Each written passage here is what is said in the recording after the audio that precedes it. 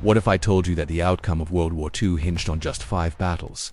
5 moments where the fate of entire nations, millions of lives, and the course of human history balanced on a knife's edge.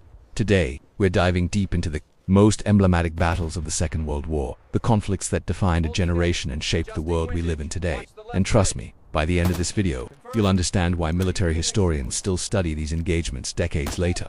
So buckle up, because we're about to witness warfare at its most brutal, most strategic, and most consequential. Let's start with a battle that changed everything. September 1940. The skies over Britain are filled with the roar of engines and the rattle of machine guns. This is the Battle of Britain, and it's unlike anything the world has ever seen before. For the first time in history, an entire campaign is being fought almost exclusively in the air. Hitler's Luftwaffe, the most powerful air force on the planet at that time, is throwing everything they have at the Royal Air Force. Their goal: complete air superiority over the English Channel and southern England, because without it, Operation Sea Lion, the planned invasion of Britain, simply cannot happen. Now here's what makes this so fascinating. The Germans have more planes, more pilots, more of everything. On paper, Britain shouldn't stand a chance, but they have 3 critical advantages. First, they're fighting over their own territory, which means down to pilots can return to duty. Second, they have radar, a technology so new that many German commanders don't fully understand its impact. And third, they have something intangible, something you can't measure on a spreadsheet. They have desperation. They know that if they lose, there's no fallback position. There's no retreat. It's victory or invasion. The Luftwaffe begins with attacks on British shipping and ports, then shifts to targeting RAF airfields. And this is where things get critical. The RAF is bleeding planes and pilots faster than they can replace them. Airfields are being cratered. Communications are being disrupted. Fighter command is stretched to its absolute breaking point. Some historians believe Britain was just days, maybe even hours, from losing the ability to defend its own skies. But then Hitler makes a decision that will haunt him for the rest of his life. In retaliation for a British bombing raid on Berlin, he orders the Luftwaffe to shift their focus from military targets to civilian ones. He orders the Blitz. Now, from a purely military standpoint, this is a catastrophic mistake. It gives the RAF exactly what it needs: time to repair, regroup, and rebuild. British fighters come roaring back stronger than ever, and slowly, painfully, the Germans begin to realize they're not going to win this. By October 1940, Hitler postpones Operation Sea Lion indefinitely. The Battle of Britain is over, and for the first time, Nazi Germany has been stopped. Churchill would later say, "Never in the field of human conflict was so much owed by so many to so few," and he was absolutely right. But here's the question that should be burning in your mind right now. If the Battle of Britain was Hitler's first major defeat, what was his biggest mistake? What was the battle that truly broke the back of the Wehrmacht? Keep that thought, because we're about to find out. June 1942, North Africa. The Mediterranean coast of Egypt, a small railway station called El Alamein, becomes the stage for one of the most pivotal confrontations of the entire war. This is where Rommel, the Desert Fox, the most celebrated German general of World War II, meets his match. And it's not just any match. It's Bernard Montgomery, a methodical, cautious British commander who understands something crucial. In the desert, logistics matter more than tactics. Rommel's Afrika Korps has been tearing through North Africa like a sandstorm. Tobruk has fallen. The British Eighth Army has been pushed back again and again. Cairo is threatened. The Suez Canal, Britain's lifeline to India and the oil fields of the Middle East, is in danger. If Rommel breaks through at El Alamein, the entire Middle East could fall to the Axis. The strategic implications are almost too enormous to comprehend. But Montgomery has a plan. He's been quietly building up his forces, stockpiling ammunition, fuel, tanks, everything the Eighth Army needs. He's training his men, studying Rommel's tactics, preparing for one massive decisive blow. And on October 23, 1942, he launches Operation Lightfoot. Over 1,000 guns open fire simultaneously. The largest artillery barrage in the North African campaign lights up the night sky. For 12 days, British and Commonwealth forces grind forward through minefields, through fortified positions, through some of the most brutal fighting of the Desert War. And here's what makes this battle so critical. Rommel is sick. He's been evacuated to Germany for medical treatment. When he hears the attack has begun, he rushes back, but it's too late. The Afrika Korps is already crumbling. They're out of fuel, out of ammunition, out of options. Rommel wants to retreat, to save what's left of his army. But Hitler sends a direct order: stand fast, fight to the last man. Rommel obeys at first, but then he realizes that obeying Hitler means the complete destruction of his forces. So he does something almost unthinkable for a German general in World War II. He disobeys a direct order from the Führer. He retreats. The Second Battle of El Alamein is over. The Afrika Korps will never recover. Within months, the Allies will land in North Africa as part of Operation Torch. The Germans will be caught between two armies, British forces pushing from the east, American forces from the west. The North African campaign will end in complete Axis defeat. And it all started here, at El Alamein. Churchill would later write, "Before Alamein we never had a victory. After Alamein we never had a defeat." Now, was that entirely true? No, but it captures something important.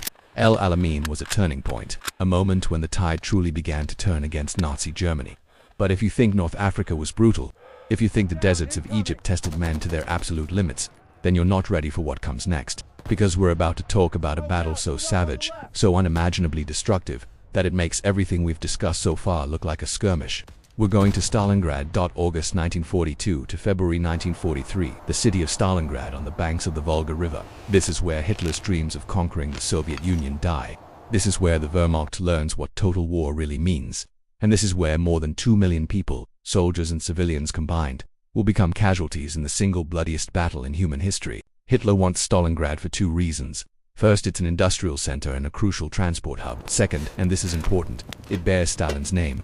Taking Stalingrad would be a propaganda victory of immense proportions. So he orders Army Group B, led by General Paulus and the 6th Army, to take the city at any cost. And that phrase, "at any cost," will prove to be more literal than anyone imagines.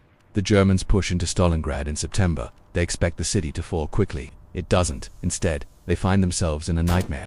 Urban warfare at its most vicious, fighting house to house, room to room, sometimes hand to hand in the rubble of destroyed buildings.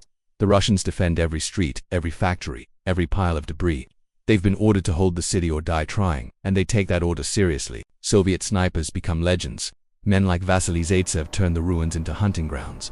German soldiers, used to the open battlefields of France and the sweeping maneuvers of Blitzkrieg, find themselves pinned down, unable to use their tanks effectively, unable to call in air support without hitting their own troops. The fighting is so close, so intense, that the average life expectancy of a Soviet soldier arriving in Stalingrad is less than 24 hours.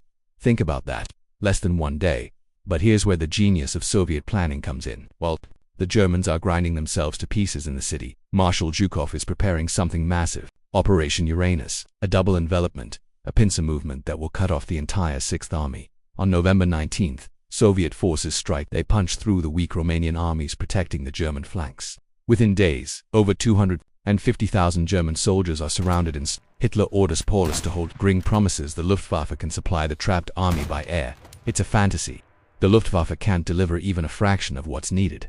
The 6th Army begins to starve. Frostbite and disease run rampant. Ammunition runs low. And still, Hitler refuses to allow a breakout attempt. He promotes Paulus to field marshal, knowing that no German field marshal has ever surrendered. It's Hitler's way of ordering Paulus to commit suicide rather than give up. But on February 2, 1943, Paulus surrenders anyway. Of the 250,000 men trapped in the pocket, fewer than 6,000 will ever see Germany again. The 6th Army, one of the finest fighting forces in the Wehrmacht, has been annihilated, and the psychological impact on Germany is devastating. Goebbels declares 3 days of national mourning. The myth of German invincibility is shattered. The Eastern Front will never be the same. Now, you might be thinking, okay, we've seen the air battle that saved Britain, the desert battle that turned the tide in North Africa, and the urban hell that broke Germany's army in the East.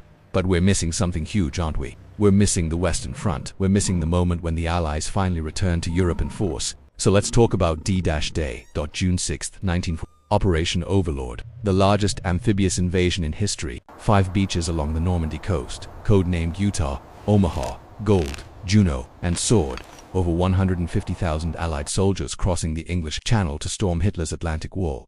This is the invasion that Stalin has been demanding for years. This is the second front that will finally force Germany to fight a two-front war. It cannot win. The planning for D-Day is insane. It's been going on for over a year. Every detail has been considered. Every contingency planned for. Fake armies have been created in southeast England to convince the Germans the invasion will come at Calais. Double agents have been feeding false information to German intelligence. Massive deception operations, codenamed Fortitude, have been designed to keep the Germans guessing about where and when the blow will fall. And on the night of June 5th, over 5,000 ships set sail. Thousands of aircraft fill the skies. Paratroopers drop behind German lines to secure key bridges and road junctions. And at dawn on June 6th, the greatest armada ever assembled begins landing on the beaches of Normandy. Now, not all the beaches are equal. At Utah, American forces land relatively unopposed. At Gold, Juno, and Sword, British and Canadian troops face stiff resistance but establish beachheads relatively quickly. But at Omaha Beach, everything goes wrong. The naval bombardment misses most of its targets. The landing craft are released too far from shore. Strong currents pull them off course. Men jump into water over their heads and drown, weighed down by equipment. Those who make it to the beach are met with murderous fire from German positions on the bluffs above for hours. The outcome at Omaha hangs in the balance. Small groups of soldiers, led by junior officers and sergeants, begin to find gaps in the German defenses. They advance up the bluffs in small teams. By late afternoon, the beach is secure, but at a terrible cost. Over 2,000 American casualties at Omaha Beach alone. But here's the critical thing. Despite all the chaos, despite all the casualties, the invasion succeeds. The Atlantic Wall has been breached. Within days, hundreds of thousands of Allied soldiers are pouring into France. The liberation of Western Europe has begun, and while there will be setbacks, while the Germans will fight with desperate ferocity, the outcome is now inevitable. The Third Reich is being crushed between the Soviet hammer in the east and the Allied anvil in the west. But there's one more battle we need to talk about. One final engagement that demonstrates just how desperate, how fanatical, and how tragic the end of World War II really was. Because even though Germany is clearly losing by late 1944, Hitler has one more offensive left in him. One final gamble. And it leads to the largest battle fought by the US Army in World War II. I'm talking about the Battle of the Bulge. December 16, 1944. The Ardennes Forest, the same place where the Germans launched their blitzkrieg into France in 1940. It's winter, it's cold, and the American lines are thinly held. Everyone thinks the war will be over by Christmas. Everyone is wrong. At 5:30 a.m., German artillery erupts along an 80-mile front. Over 200,000 German soldiers, supported by hundreds of tanks, slam into unprepared American positions. This is Hitler's last great offensive in the West. Operation Watch on the Rhine, a desperate attempt to split the Allied armies and capture the vital port of Antwerp. The initial attack is devastating. Entire American units are surrounded. Thousands of soldiers surrender. The Germans create a massive bulge in the Allied lines, hence the battle's name. Panic spreads through Allied headquarters. How could this happen? How could German forces, supposedly on the verge of collapse, launch such a massive attack? But then the weather clears. Allied air power, grounded for days by fog and snow, returns with a vengeance. The American response begins. Patton's Third Army, in one of the most impressive feats of military logistics in history, disengages from battle in one sector, wheels 90 degrees north, and smashes into the German flank. The town of Bastogne, surrounded by German forces, holds out. When the Germans demand surrender, Brigadier General McAuliffe sends back a one-word reply that becomes legendary. Not stopped by January, the German offensive has been stopped. By late January, the bulge has been eliminated. Hitler has gambled everything on this attack. He's used up his last reserves, his last fuel, his last ammunition, and he has nothing to show for it except over 100,000 casualties he cannot replace. The Battle of the Bulge costs the Americans 19,000 dead and 70,000 total casualties, making it the bloodiest single battle for US forces in the entire war. But it costs Germany something far more important. It costs them their last chance. So let's step back for a moment and think about what we've just covered. 5 battles, 5 turning points. The Battle of Britain, where Hitler learned that air power alone cannot conquer a determined foe. El Alamein, where Rommel's legend was broken in the desert sand. Stalingrad, where the Wehrmacht bled to death in the ruins of a city they should never have tried to take.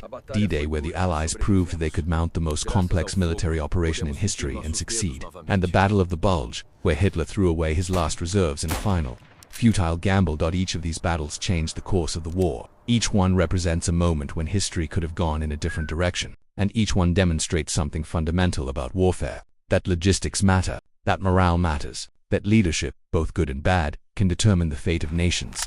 And that sometimes, the side that wins is not the side with the most soldiers or the best tanks, but the side that refuses to give up.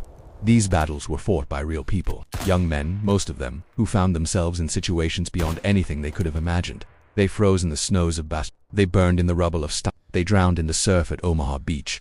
They fought and bled and died, and the world they were fighting for was changed forever by their sacrifice. Now, if you found this deep dive into World War II's most emblematic battles fascinating, if you learned something new today, if you're starting to understand why these engagements still matter 80 years later, then do me a favor, hit that like button, subscribe to the channel, because we've only scratched the surface. There are so many more stories to tell. The fall of Berlin, the island-hopping campaign in the Pacific, the air war over Germany, the intelligence battles, the resistance movements, the technological innovations that changed warfare forever. Drop a comment below, and let me know which battle you'd like to see covered next. What aspect of World War II fascinates you the most? And if you know someone who loves history, who loves understanding how the world we live in came to be, Share this video with them, because understanding the past is the first step toward making sense of the present. Thanks for watching, and I'll see you in the next one.